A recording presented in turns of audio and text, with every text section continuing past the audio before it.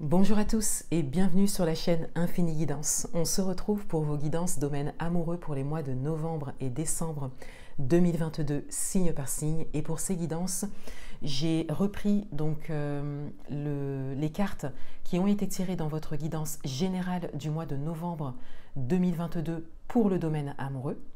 Ensuite, j'effectue un tirage à 6 cartes avec un oracle spécialisé dans les liens d'âme. Je prends également une carte d'énergie, donc votre énergie et les énergies qu'il y a autour de vous, une carte pour chaque. Ensuite, ce mois-ci, j'ai décidé de prendre une carte de blocage. Donc, si vous ressentez un blocage sans pour autant pouvoir l'expliquer, donc là, je viens de terminer les tirages et bien souvent, la carte de blocage vient résonner avec le tirage. Et en fin de tirage, je vous prends une carte supplémentaire, un message supplémentaire pour avoir une orientation pour les 2 prochains mois. Voilà, donc pour toutes les guidances personnalisées, vous avez un lien en barre d'informations et je vous remercie de votre présence et de votre confiance. Je vous laisse avec l'interprétation des tirages et je vous dis à bientôt. Au revoir.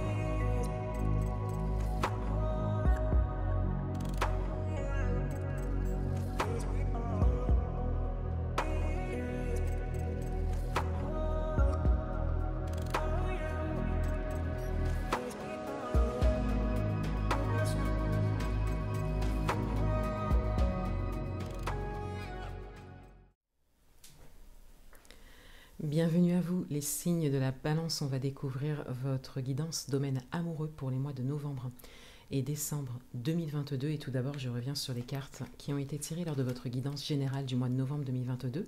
Vous pourrez retrouver cette guidance sur ma chaîne. Et dans le domaine amoureux, on avait le 2 d'épée recouvert par la carte des chemins, chemin un peu sinueux, un petit peu instable.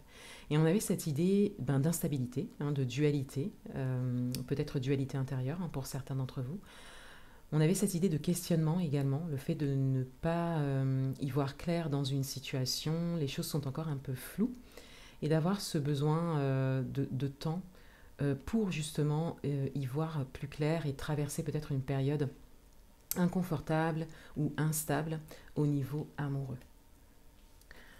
Quelle est votre énergie ? On a l'homme réfléchi, donc ça vient résonner avec la carte du 2 d'épée.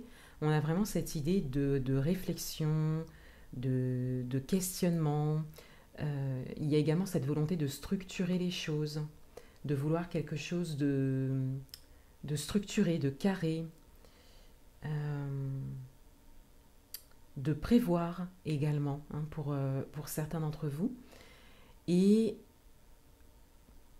pour le moment, ce que vous vivez, ou en tout cas ce qui se présente à vous, c'est le contraire. C'est plutôt quelque chose d'instable, d'inconfortable, de pas structuré justement. Donc d'où cette forme de dualité avec le 2 d'épée. Donc il y a vraiment le fait de ne pas y voir clair, mais également de ne pas être à l'aise avec ça, quelle que soit votre situation. Quelles sont les énergies extérieures? On a la carte partir, donc on a cette idée d'éloignement. Il y a peut-être cette idée de se sentir loin de quelque chose ou de quelqu'un. Il y a peut-être ce sentiment aussi d'être peut-être abandonné pour certains d'entre vous, et donc de ne pas être à l'aise avec ça ou de se sentir un peu perdu par rapport à ça. Il y a également cette idée d'être loin de quelqu'un pour certains d'entre vous et de ne pas trop comprendre l'évolution des choses. Alors, quels sont les messages pour vous? On a la colère, on a l'équanimité, on a l'éveil, on a le lien karmique sacré, on a la loi d'attraction et on a la tristesse. Alors, on a tout d'abord avec le message de colère, on a peut-être un sentiment, une émotion qui ressort, qui vous concerne peut-être par rapport justement à cette instabilité, à cette forme, je parlais d'abandon, mais en tout cas, il y a une forme de blessure par rapport à ça, par rapport à un éloignement, et on a une colère par rapport à ça. Ça peut également concerner une situation passée, une expérience passée, hein, pour certains d'entre vous. Et ce sentiment, cette émotion est peut-être toujours là, toujours présente. Ce qui ne vous permet pas aujourd'hui d'être stable dans ce que vous faites ou par rapport à ce qui se présente à vous au niveau amoureux. Ensuite, avec la carte de l'équanimité et même la carte du lien karmique sacré, on a cette forme de connexion qui ressort. Donc ça peut être une connexion à vous-même, une nouvelle connexion à vous-même, ou ça peut être par rapport à une rencontre, par rapport à la personne de votre cœur, ça peut être par rapport à votre désir de rencontre, hein. Et également, il y a comme soit une forme de lien qui se dessine devant vous, soit une forme d'attente en termes de lien que vous avez. Pour certains d'entre vous, il y a peut-être quelque chose qui s'est terminé récemment, et ce qui fait quelque part ressortir ce que vous souhaitez vraiment au niveau amoureux. Et avec la loi d'attraction, on vous invite ici à faire quelque part vos vœux, c'est-à-dire à conscientiser et même peut-être à écrire ce que vous souhaitez au niveau amoureux. On vous invite également à vibrer ce que vous souhaitez vivre au niveau amoureux. Et de manière générale, vous êtes un peu entre les deux parce qu'en même temps, on a cette forme de colère, donc par rapport à une situation passée ou par rapport à quelque chose de récent. Et en même temps, on a cette envie de partir sur autre chose, de démarrer quelque chose. Donc il y a vraiment cette idée d'être un peu dans les deux énergies ou de faire un peu le va-et-vient entre l'une et l'autre. Avec la carte de l'éveil, il y a clairement un déclenchement ici. Il y a une situation que vous avez connue, encore une fois, hein, par le passé ou récemment, qui a vraiment été un déclic pour vous par rapport à ce que vous souhaitez au niveau amoureux. C'est peut-être davantage, au regard de votre tirage, c'est peut-être davantage une situation récente, un événement récent. Et ça peut concerner tout type de situation. Ça peut être... ça peut vous concerner si vous êtes en couple, par exemple, ça peut être une rupture ou un événement en particulier. Si vous êtes célibataire, ça peut être votre dernière rencontre, ou le fait justement de ne pas faire de rencontre, ou de faire une rencontre qui vous aura mis très en colère, par exemple, parce que ça n'aura rien donné, voilà, parce que la personne s'est peut-être éloignée. Vous voyez, je prends un exemple vraiment très compréhensible, mais vous pouvez l'adapter à votre propre parcours.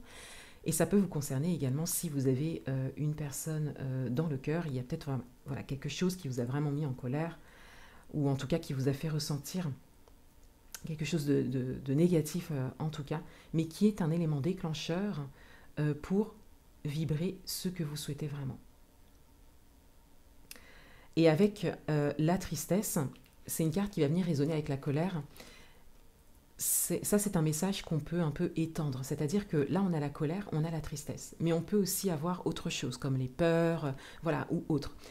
Là, vous pouvez l'adapter à votre propre situation, c'est-à-dire que vous avez ressenti quelque chose de très fort, hein, une émotion vraiment très forte, qui a déclenché toute cette réflexion pour aller vers ce que vous souhaitez au niveau amoureux. Donc là, on a la colère et la tristesse principalement. Dans le tirage, c'est principalement ça. Mais, encore une fois, ça peut être d'autres émotions fortes vécues.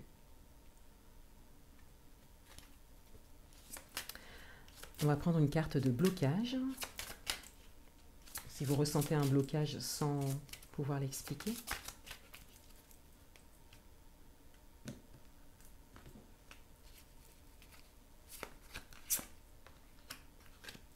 On a la pause émotionnelle et relationnelle.